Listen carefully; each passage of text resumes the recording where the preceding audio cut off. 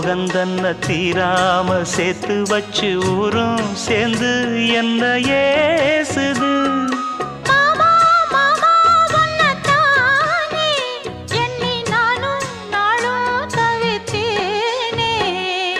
கூண்டுக்குள்ள என்ன வச்சு கூடி நின்ன ஊற விட்டு கூண்டுக்குள்ள போனதென்ன கோலக்கிளியே.